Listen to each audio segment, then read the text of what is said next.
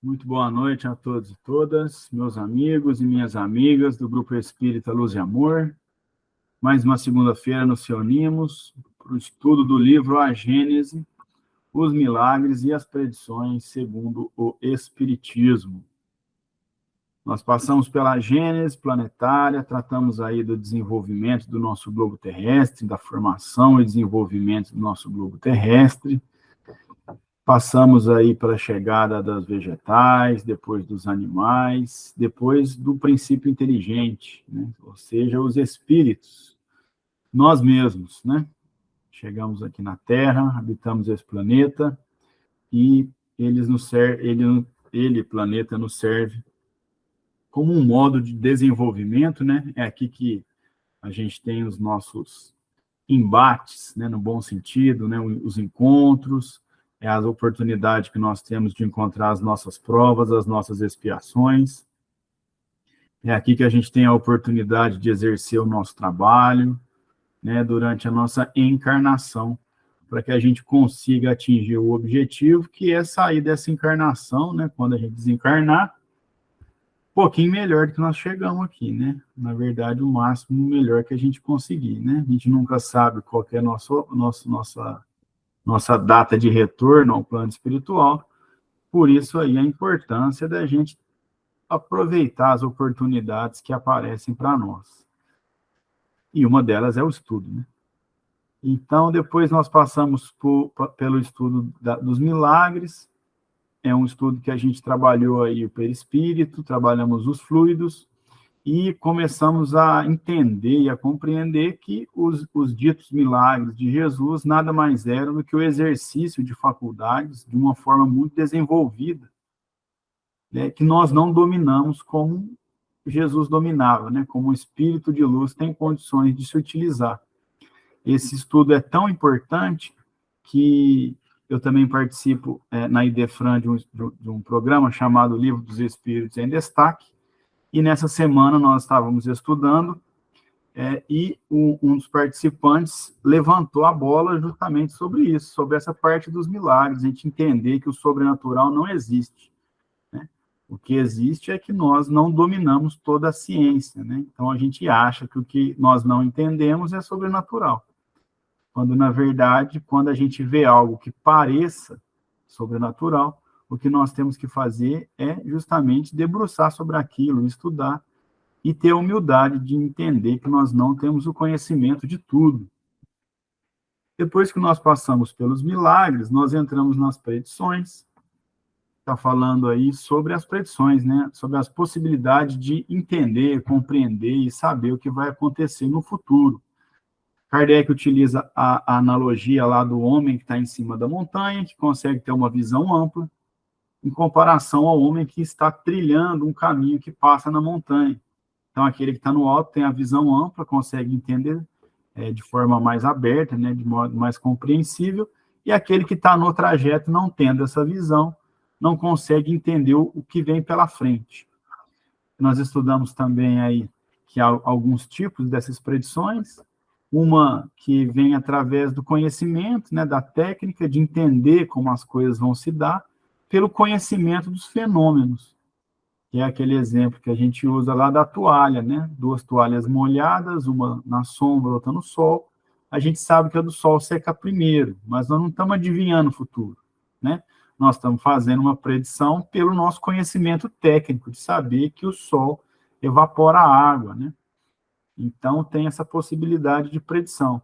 Tem a predição que vem também através das informações dos espíritos, e as predições das intuições também, quando a gente consegue, num desdobramento, né, num estado de transe, ou quando a gente está um pouquinho liberto do corpo, ter contato com as informações. E aí, quando a gente está em estado de vigília de novo, a gente está acordado aqui, a gente tem esse sentimento, né, essa intuição de que algo, ou que algo vai acontecer, ou como as coisas vão acontecer.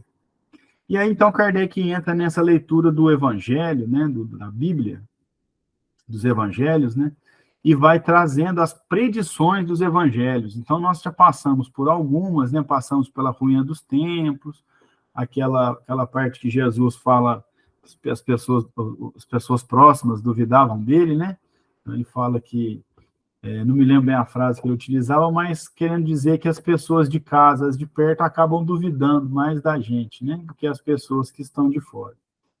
E hoje a gente vai para a maldição contra os fariseus, e aí vamos passar por outras aí, que também são predições presentes nos evangelhos. Eu vou compartilhar minha tela com vocês e lembrá-los que esse estudo é espírita, então ninguém manda em nada. Nós estamos juntos aqui construindo nosso conhecimento, que é assim que o espiritismo deve ser estudado. Então, quando quiserem se manifestar, fiquem bastante à vontade. Nós estamos no capítulo 17 e hoje nós vamos para o item 22. Então, vamos lá. Maldição contra os fariseus. Item 22, que ele está falando de João Batista. Vendo muitos fariseus e saduceus que acorriam para ser batizados, ele lhes disse, ele é João Batista, raça de víboras, quem vos ensinou a fugir da cólera que há de cair sobre vós? Produzi, então, dignos frutos de penitência. Não penseis em dizer a vós para convosco, temos Abraão por pai, porquanto eu vos declaro que Deus pode fazer que destas próprias pedras nasçam filhos a Abraão. O machado já está posto à raiz das árvores, e toda árvore que não der bons frutos será cortada e lançada ao fogo. Essa passagem está em Mateus, no capítulo 3, versículos 7 a 10. Então, aqui vejam que é uma predição de João Batista. Né? O que João Batista está falando? Né? Os fariseus e os saduceus estavam correndo lá para ser batizados, mas ainda estavam carregados de muito materialismo, né? De muitos sentimentos ruins. Né? Então, ele fala, o machado já está posto à raiz das árvores, e toda árvore que não der bons frutos será cortada e lançada ao fogo. Que predição que é essa? Ele está falando sobre o processo do desenvolvimento dos planetas, né? Pelo menos foi assim que eu entendi. Não sei se alguém entendeu diferente. Quando o planeta evolui, como a gente já estudou, quem não está apto a continuar no planeta, ele vai para um planeta inferior. Então, o mal é cortado pela raiz, nesse sentido. As pessoas não vão acompanhando, né? Então, a gente já estudou isso quando a gente estudou o último capítulo da Gênesis, que nós estamos no mundo de provas e expiações. Quando o nosso planeta evoluir para um mundo de regeneração, quem não estiver apto a entrar nesse mundo de regeneração, né, quem não estiver acompanhando o desenvolvimento coletivo, ele para de encarnar na Terra. E aí ele vai encarnar num planeta que é apto ao nível dele, né? Então, o mal é cortado pela raiz. Então, não adiantava ir lá ser batizado por João Batista se você estava com um pensamento negativo, né, com aquele sentimento de ódio, né, sem a busca aí pela reforma íntima, né? Então, é mais ou menos nesse sentido aí, pelo menos que eu entendi, não sei se alguém tem uma opinião diferente aí, fica à vontade, mas me parece que é mais ou menos isso. Bom, item 23.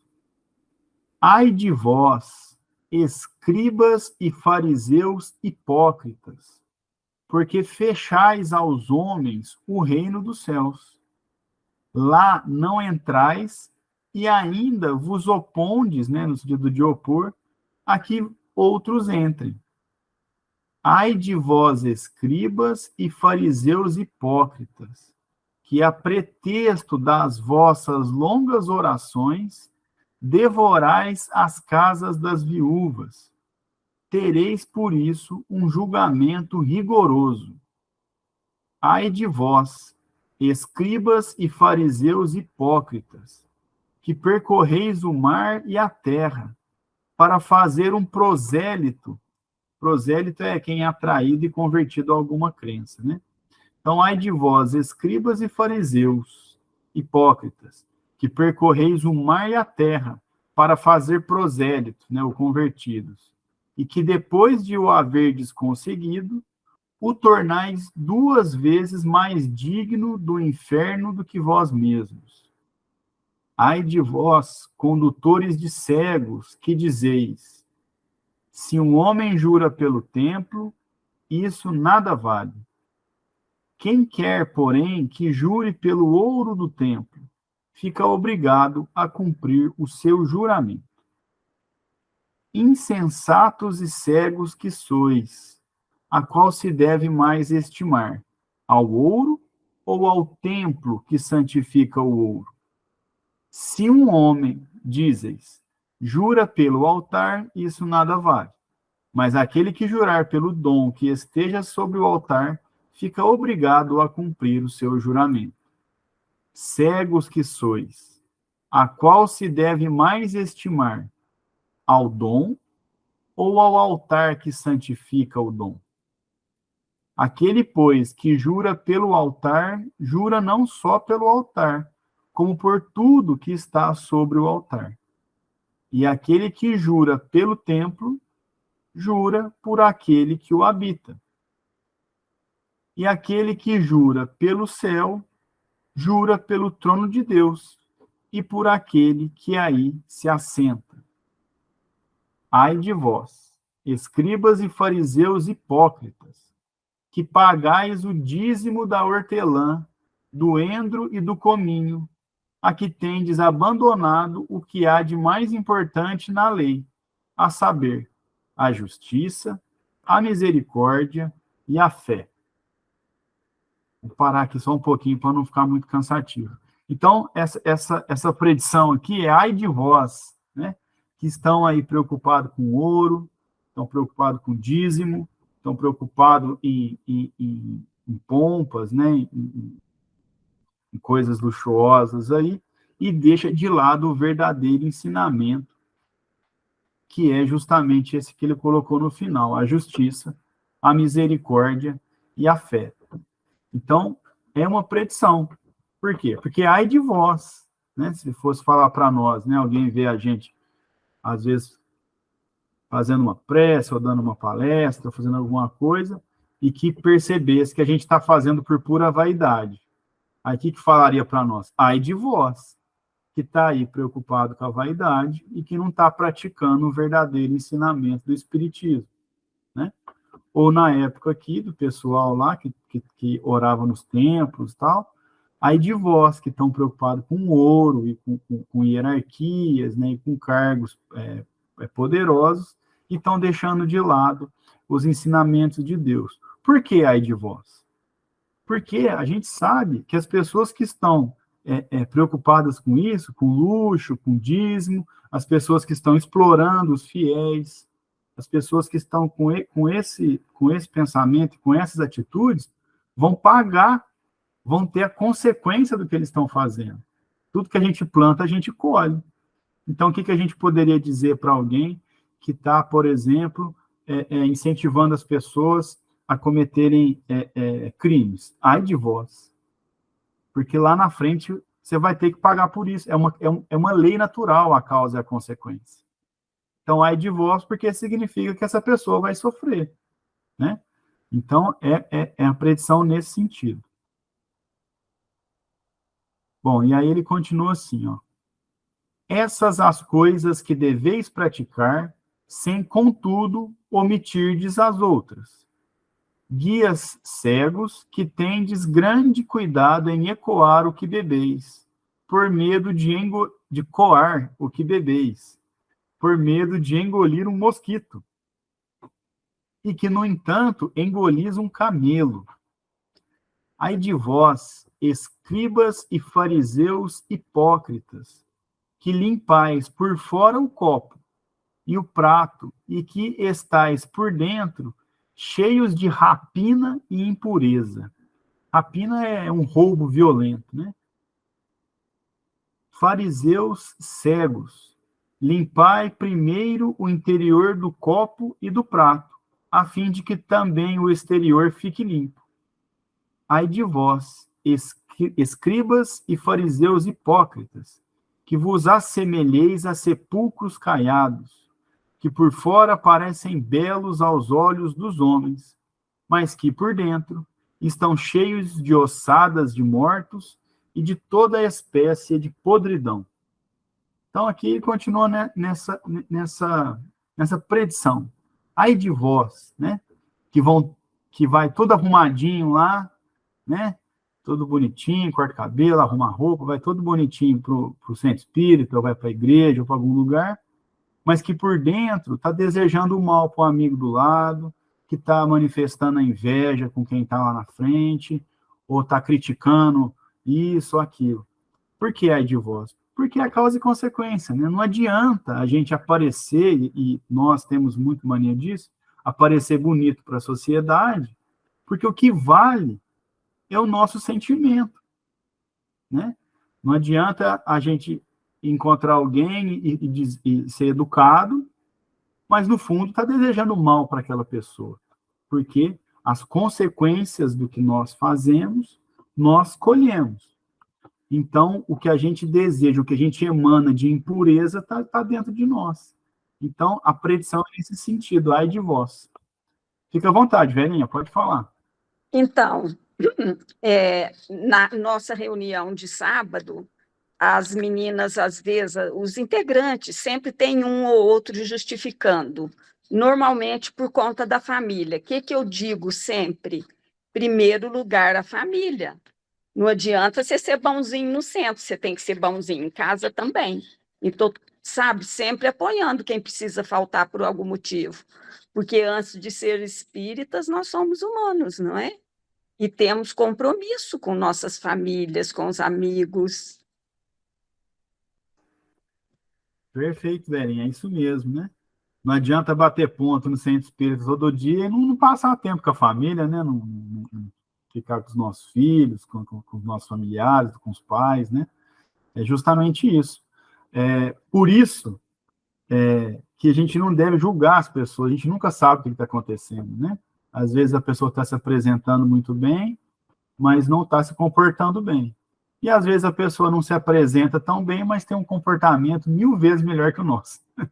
Então a gente não tem, apesar de a gente fazer isso quase que automaticamente, esse julgamento, a gente não tem condições nenhuma de julgar o outro, né? Então, a predição aqui é justamente nesse sentido. O que interessa é o que você está sentindo e está praticando, e não o que você está mostrando, né? Muito bem, é isso aí. Bom, aí a passagem do Evangelho continua dizendo o seguinte: assim, por fora pareceis justos, enquanto que por dentro estáis cheios de hipocrisia e de iniquidade, né, de maldade. Ai de vós, escribas e fariseus hipócritas, que erigis túmulos aos profetas e adornais os monumentos dos justos, e que dizeis: se existíssemos no tempo de nossos pais, não nos teríamos associado a eles para derramar o sangue dos profetas. Acabais, pois, assim, de encher a medida de vossos pais. Serpentes, raça de víboras, como podereis evitar a condenação ao inferno? Eis que vou enviar-vos profetas, homens de sabedoria e escribas, e matareis a uns, crucificareis a outros, e a outros açoitareis nas vossas sinagogas, e os perseguireis de cidade em cidade, a fim de que recaia sobre vós todo o sangue inocente que ha sido derramado na terra, desde o sangue de Abel, o justo, até o de Zacarias, filho de Baraquias, que matastes entre o templo e o altar. Digo-vos em verdade que tudo isso virá recair sobre esta raça que existe hoje. Essa passagem está em Mateus, no capítulo 23, versículo 13 a 36. Acho que ficou bem claro, mas é importante a gente só destacar aqui, para que fique bem claro, como podereis evitar a condenação ao inferno? Inferno, no nosso entender, né, nós que seguimos aí a doutrina de Kardec, a doutrina espírita, é um estado de consciência, não um lugar, né? O inferno está ali, ó, vira a esquina ou desce, não é assim. Como que pode alguém que só faz o mal evitar que a própria consciência o maltrate? Essa que é a pergunta. A condenação ao inferno. Porque quando a gente faz o mal, e isso a gente tem em reuniões de socorro, em reuniões de desobsessão, muito claro, é a pessoa desencarnar, a consciência vem, mas olha, amassa mesmo. Esse é o verdadeiro inferno. É a gente desencarnar e reconhecer, e perceber, e doer, e sentir como nós erramos, como nós fizemos o mal, deixamos de ajudar quem precisava, e dói demais. Por isso que as nossas reuniões, muitas vezes, né, na grande maioria, né, são tristes. A gente fica feliz porque a gente encaminha, né? É como um pronto-socorro. Um pronto-socorro é triste, sempre chega a gente machucada. Mas a gente faz o trabalho para que ela seja encaminhada. Mas ouvir esses depoimentos são depoimentos muito tristes, né? De pessoas que vêm e falam, olha, de novo, estou aqui de novo, só penso na minha mãe porque fiz isso, só penso naquilo porque fiz aquilo. Então, esse é o inferno, é o estado de consciência da cobrança, né? Dessa lei natural de causa e efeito. Bom, a Lúcia fez um comentário para nós, ó. A maioria dos escribas e fariseus frequentemente confrontavam Jesus e tentavam desafiar sua autoridade. Porém, só relembrando que Jesus também teve encontros positivos com fariseus individuais, como Nicodemos e José de Arimateia, que mostraram interesse genuíno em seus ensinamentos. Excelente, Lúcia. Eu não sabia desses encontros individuais aí que você está narrando aqui para nós, como esses dois aí que você citou, né, Nicodemos e José de Arimateia. E de fato, os fariseus aí, os escribas, né, confrontavam Jesus, né, tem até aquelas passagens que nós estudamos, quando eles vão brigar com Jesus e falam, pô, mas você está fazendo um milagre aqui no sábado, não pode, né, e tal. E Jesus confronta eles também, né, responde à altura, dizendo, eu vou trabalhar até quando eu puder, né. E aí começa não, né, e aí é um dos fatores que desenvolve aí essa perseguição, né. Eles também se sentiam muito ofendidos pelo tamanho que Jesus estava tomando na sociedade, né? Se sentiam invejosos aí dos seus cargos, né? Dos seus poderes, né? Na sua hierarquia. Excelente, Lúcia, muito obrigado. Bom, próxima predição aqui. Minhas palavras não passarão. Item 24. Então, aproximando-se dele, seus discípulos lhe disseram, sabes que, ouvindo o que acabaste de dizer, os fariseus se escandalizaram? E ele respondeu, toda planta que meu Pai Celestial não plantou será arrancada. Deixai-os, são cegos a conduzir cegos. Se um cego guia outro cego, cairão ambos no barranco. Essa passagem está em Mateus, no capítulo 15, versículo 12 a 14. Essa frase aqui, toda planta que meu Pai Celestial não plantou será arrancada, eu demorei muito para entender. Eu tive que ir lá na frente no texto para entender o quê? Que Jesus está dizendo o seguinte, só perpetua o que vem de Deus. Então, toda planta que está lá, mas que não foi Deus que plantou, vai ser arrancada. É a evolução. É a evolução do mundo. Né? O que é de Jesus, os ensinamentos, a bondade, o que é de Deus, né? As leis naturais, o amor, a caridade, essas práticas, elas continuarão. O que não é de Deus vai ser arrancado.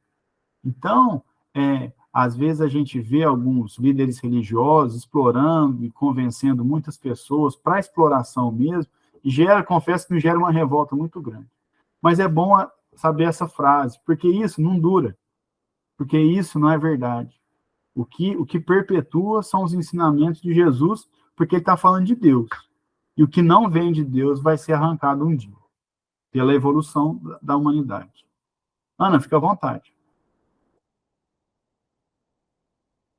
Só voltando lá no item anterior, o sermão dos 8 ais, esse é chamado sermão dos 8, são 8 ais. Beleza, obrigado, não sabia. Sermão dos 8 ais. Tá certo, excelente. Bom, item 25. O céu e a terra passarão, mas as minhas palavras não passarão. Mateus, capítulo 24, versículo 35. E ainda tem muita coisa para passar, né? Mas a gente já pode falar que Jesus estava certo, né? Faz 2000 e tantos anos aí que ele falou isso, e tá a turma aqui reunida nessa segunda, friozinho, estudando as palavras dele, porque não passou mesmo, né? É uma comprovação aí, porque é a verdade, né? É a natureza, e isso não passa nunca. Né? Outras coisas passarão, né? Como já se passaram, quantas culturas, quantas religiões, quantos costumes já passaram, porque não começa a não caber mais no desenvolvimento da humanidade. Só perpetua o que cabe. E o que cabe é o que está de acordo com a evolução. A gente evolui e a verdade sempre vai caber, o amor cabe. Agora, não cabe mais a gente vender pedaço de madeira falando que era da cruz de Jesus, que vai curar isso, que vai curar aquilo. Não vai cabendo mais. Isso aí passa. A gente se revolta com essas atitudes, mas passa. E vai continuar passando, porque o ser humano evolui. Às vezes meio devagar, mas evolui, né? Muito bem. Agora, Ana, fica à vontade, pode falar. Aí a gente pode lembrar Gandhi, né? Com aquela fala dele, que todo mundo conhece, mas que é bom lembrar, que todas as escrituras da humanidade, as escrituras sagradas, se perdessem e ficasse apenas o sermão do monte, nada estaria perdido. É justamente a parte moral cristã. Está ali resumido, é o código, né? Ali um verdadeiro código das virtudes, né? Ali estão as virtudes que nós temos que conquistar.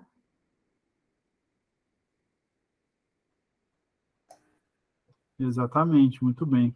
Sermão da Montanha, né? Até anotei aqui, quero dar uma lida depois com calma. Já li uma vez meio rápido, mas vou deixar marcadinho ali.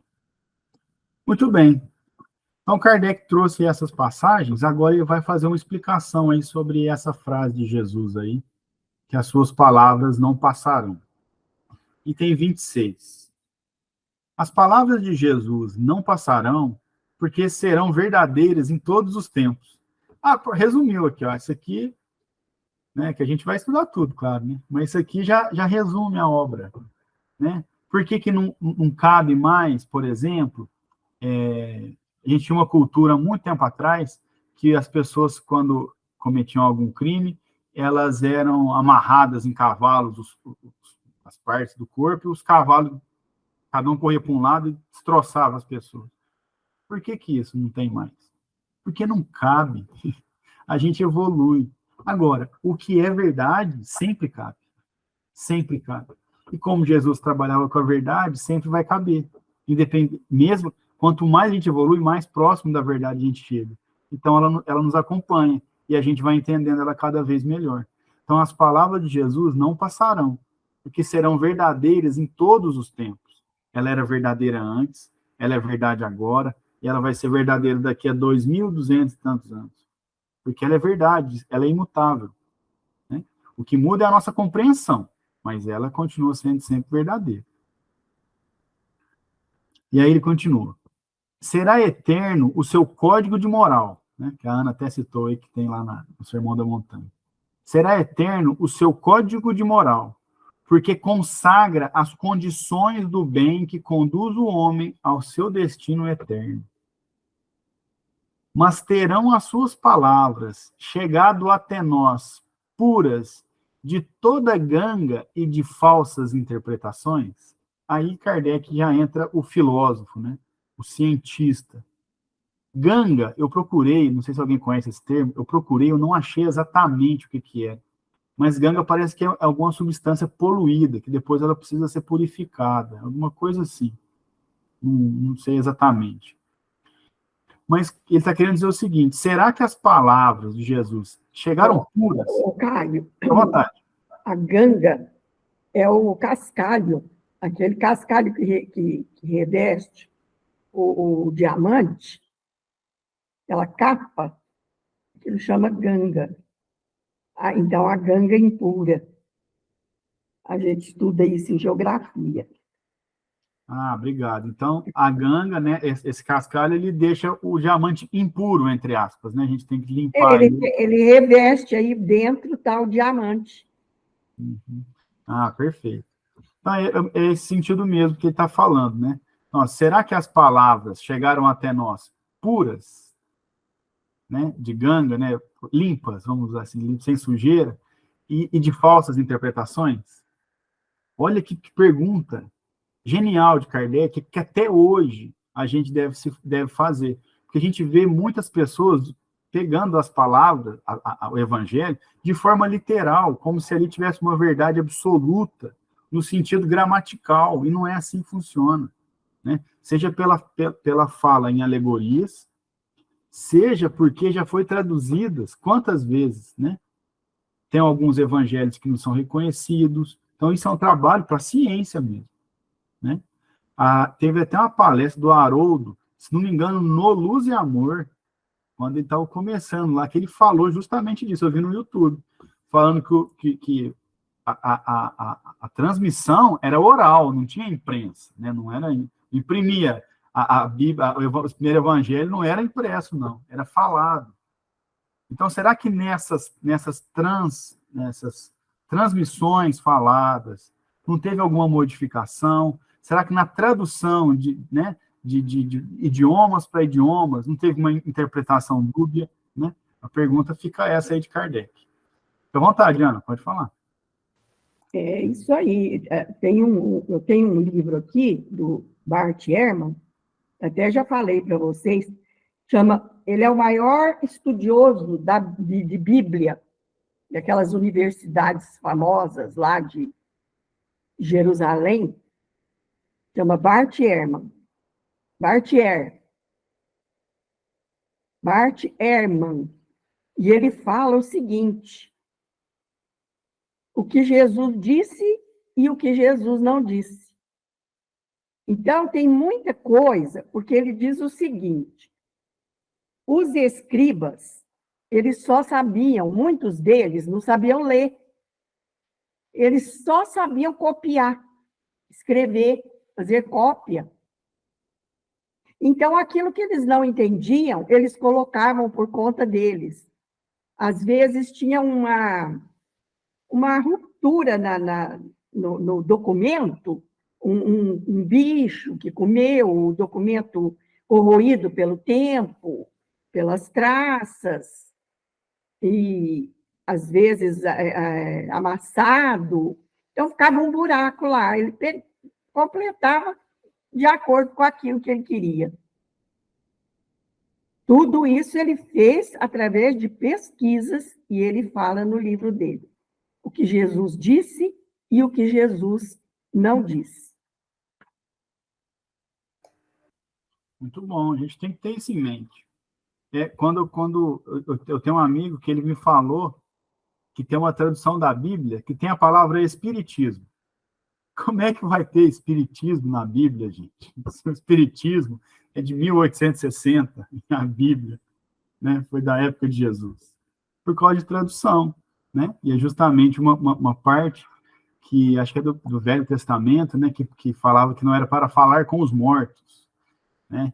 E aí traduziram lá, ou sei lá, adaptaram e colocaram para não praticar o espiritismo, como se fosse uma coisa errada, né? Não sei se alguém já ouviu falar disso aí, mas... Cara, uma vez também, né?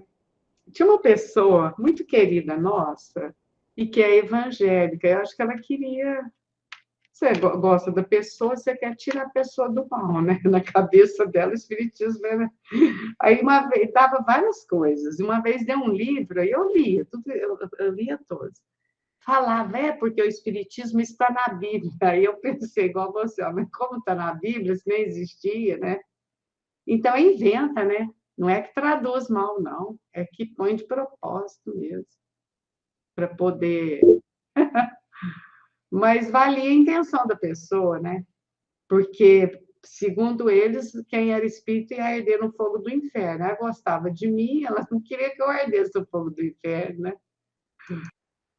Tentou te salvar, Marlene. Ana, fica à vontade, pode falar. Ah, seu microfone está fechado, Ana.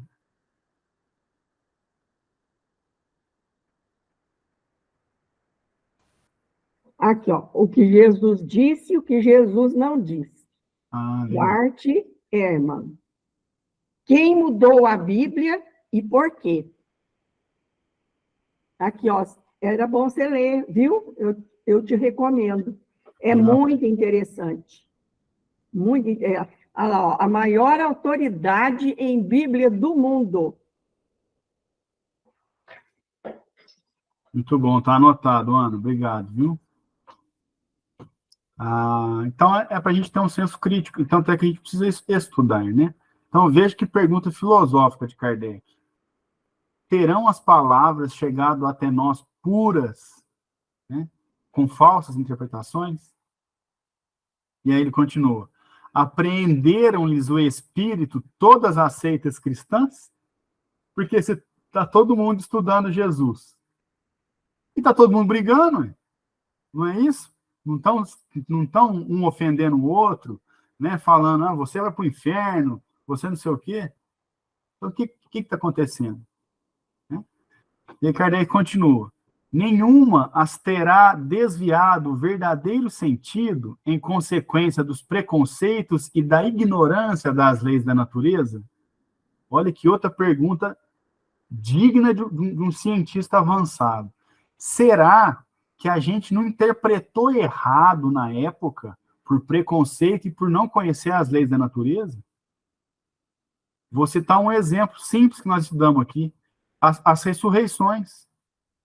Não se conhecia aqueles estados que a pessoa ficava apagada, mal se conseguia, era só pelo tato na época, né? Batimento cardíaco.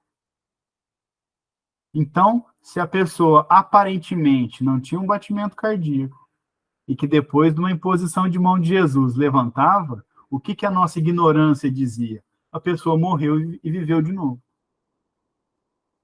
Porque a gente ignorava leis da natureza, a gente não entendia aquelas condições que as pessoas ficavam.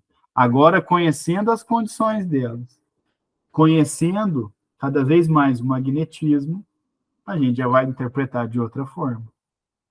Fora isso, os preconceitos nossos também, né? Depois, eu ia falar, depois Jesus continua, né? Jesus, né? Kardec. Depois Kardec continua dizendo o seguinte: nenhuma as transformou em instrumento de dominação para servir às suas ambições e aos seus interesses materiais em degrau, não para se elevar ao céu, mas para elevar-se na terra? Pergunta provocante de Kardec. Será que nenhuma doutrina aí está usando as palavras de Jesus para o interesse próprio? Para arrecadar dinheiro? Para exercício de poder? Será que não tem ninguém fazendo isso? E aí utiliza da sua interpretação para falar, você tem que fazer isso ou aquilo, você tem que me venerar? Será que não tem doutrinas fazendo isso? E ele continua perguntando: terão todas adotado como regra de proceder à prática das virtudes, prática da qual fez Jesus condição expressa da salvação? Será que todas as doutrinas adotaram as regras de proceder de Jesus? E aqui eu vou dar um exemplo, né? Não vou citar nome, não. Mas eu eu li recentemente que há igrejas que estão se utilizando de violência física para a imposição dos seus conceitos. Estão se reunindo para destruir terreiro de Umbanda, estão se reunindo para... Gente, então, pera um pouquinho, então você não segue Jesus. Porque Jesus, quando apanhou, não levantou a mão para ninguém. Né? Então, estamos adotando as práticas, o proceder, a prática das virtudes de Jesus é contraditório. Se dizer cristão e ser violento, defender a violência. Né? Então, é essas provocações que Kardec utilizava, e aí está utilizando aqui pelo raciocínio lógico dele. E ele continua. Estarão todas isentas das apóstrofes que ele dirigiu aos fariseus de seu tempo? Será que estão todos eles imunes ao que Jesus falava aos fariseus? Todas, finalmente, serão assim, em teoria como na prática, expressão pura de sua doutrina?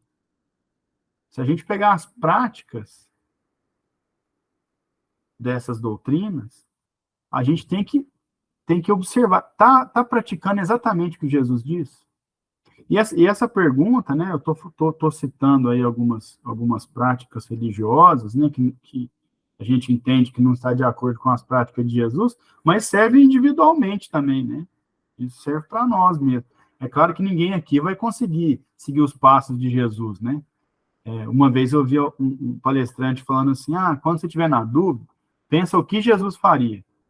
Eu não tenho nem condição de saber o que ele faria, porque eu não tenho esse pensamento ao poder. O que eu posso tentar? Me aproximar ao máximo do que ele faria. A gente sabe o que ele não faria. Ele não seria violento, ele não seria agressivo, não ofenderia alguém. Isso a gente sabe.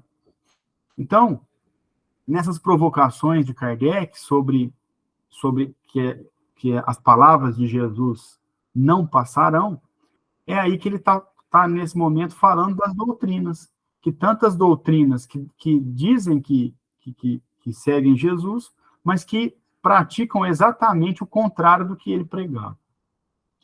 Vamos ver a contribuição da Lúcia aqui. Mas são doutrinas ou homens mal intencionados que estão à frente dessas doutrinas, que estão se aproveitando da fé alheia para benefício próprio? Exatamente, né, Lúcia? São essas pessoas, né? Esses homens e mulheres que estão se aproveitando particularmente da fé alheia, né? E aí pegam e manipulam a doutrina de acordo com seus interesses próprios, né? E conseguem aí status, conseguem dinheiro, influência sobre pessoas, né? E cometem até crimes, como não raro a gente vê aí, infelizmente, crimes, inclusive, de abusos, né? Que são feitos aí, infelizmente. Bom, aí Kardec continua, ó. Sendo uma só e única, a verdade não pode achar-se contida em afirmações contrárias, e Jesus não pretendeu imprimir duplo sentido às suas palavras. Ou seja, verdade é uma só. Não tem a minha verdade, a sua verdade. Verdade é uma só. Né? E Jesus não deu duplo sentido para nada. Ele explicou o que é.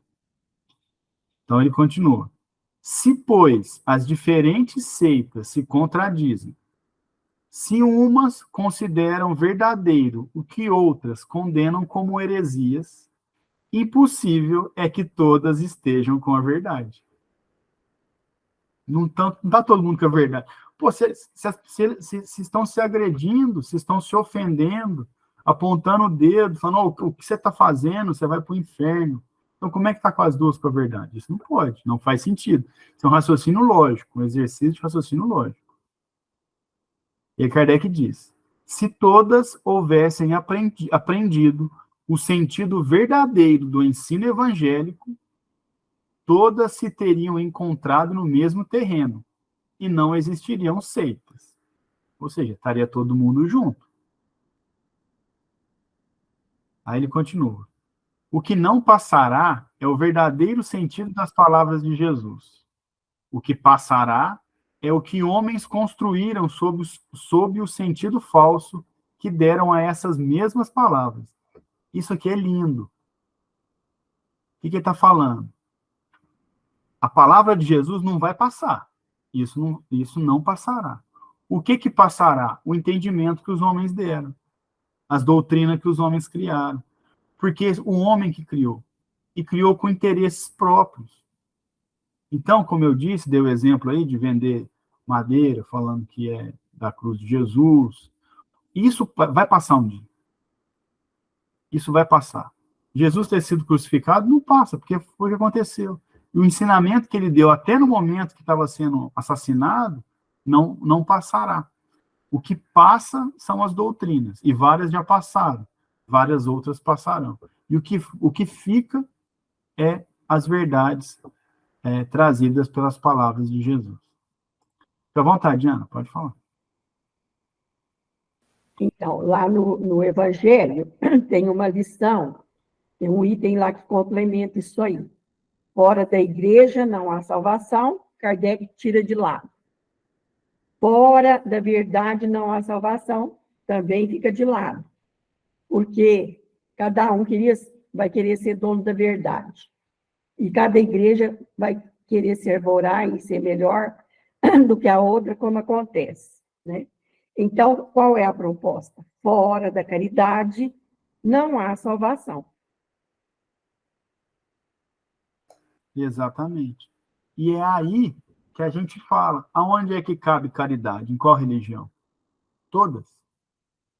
Porque, como você disse, né, Ana? Fora da igreja não há salvação. Qual igreja? Sob qual liderança? Com quais regras? Então, fora da caridade. A caridade é a gente fazer o bem para o próximo.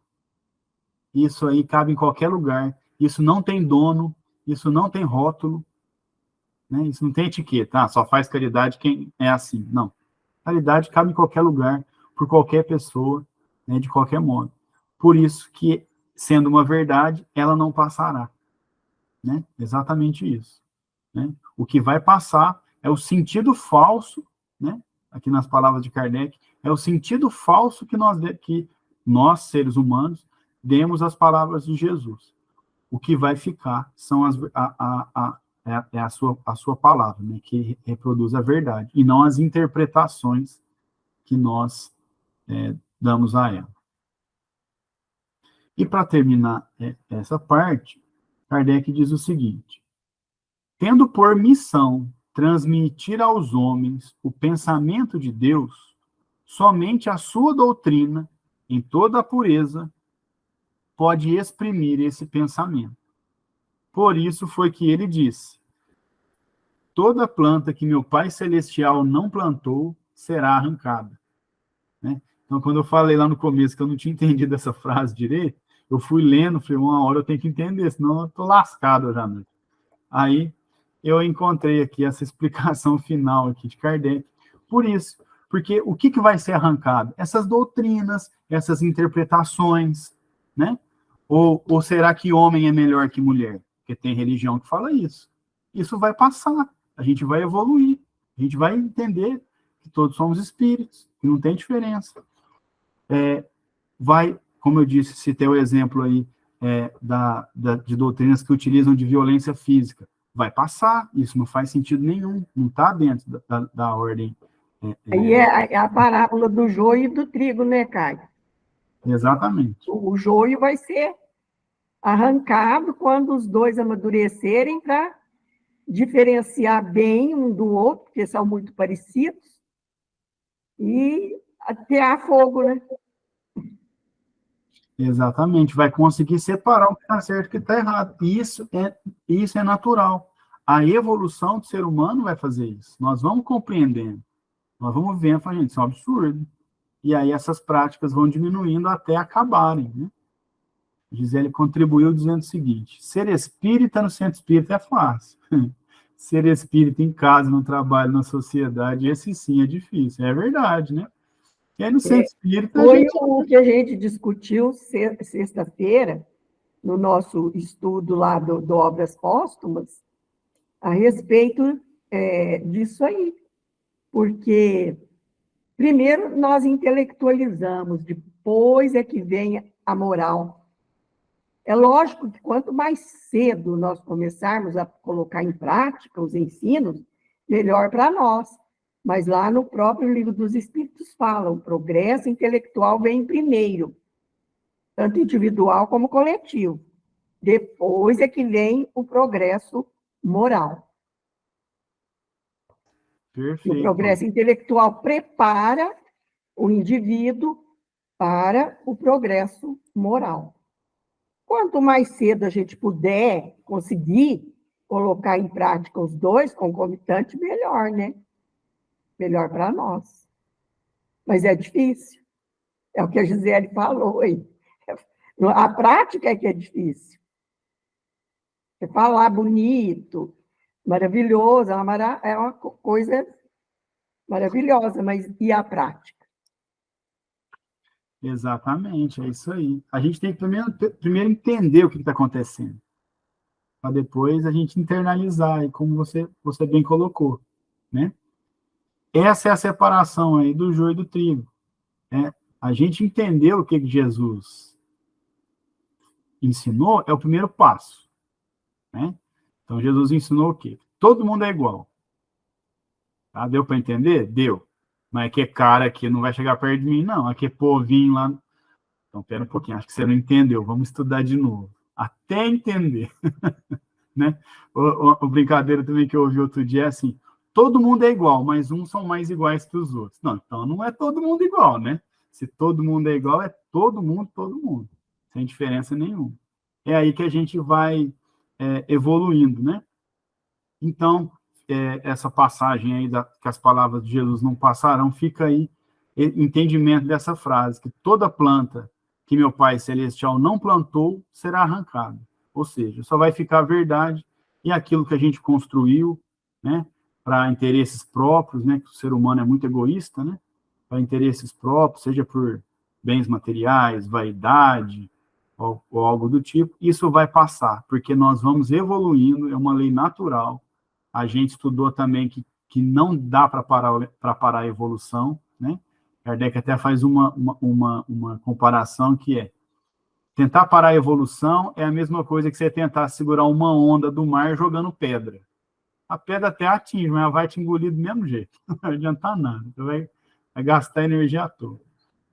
Então é isso aí. Toda planta celestial, que não for celestial será arrancada. E aí, na semana que vem, a gente continua aí do item 27, que a gente vai tratar da pedra angular e depois da parábola dos vinhateiros. Eu falei, o que é vinhateiro? É quem faz vinho. Mais um termo aí que a gente aprendeu. Alguém quer fazer mais algum comentário? Pode ficar à vontade. Muito bonita essa parte, né? Esclarece bem a gente com as suas explicações, com os seus exemplos. Então, eu achei que ficou ótimo o estudo. Muito bom. E ai de nós, né? Ai de nós, fariseus hipócritas. Essa parte, assim, eu particularmente não... E o Caio explicou tão bem que ficou boa. Eu acho meio chatinha. Desculpa eu falar isso, mas tem que ser sincero. Aí o Caio explicou tão bem que ela ficou legal. Valeu, Caio. Isso aí, essas partes que tem muito evangelho, né? Fica mais Tói truncado. em mim, Caio. Tói falou assim, não pode falar que é chatinho. Aí você fala assim, Maria, essa parte é complexa. Complexa. Essa parte é arrastada. Marlene, mas em todo estudo de todas as matérias, né, tem a parte chatinha, engraçado. Na geografia também tinha a parte chatinha. Aí todos têm, né? Mas o português tem a parte chatinha, né? Todo mundo que acha chatinho, né? É chatinha quem está aqui na frente do computador. Mas tudo bem. Mas ficou legal, viu? Gostei. O Tony disse que é verdade, mas eu não posso falar. Por que que eu não posso falar? Posso sim, né? Agora eu estou assim, cara, na idade que eu estou, posso falar qualquer coisa. Tá tudo certo, né, Verinha? Direito adquirido, Marlene. Pode falar, não tem problema nenhum, não. É isso aí, né? Muito bom. Então tá, aí semana que vem, então, a gente continua aí do 27, né? Da Pedra Angular. Muito bem.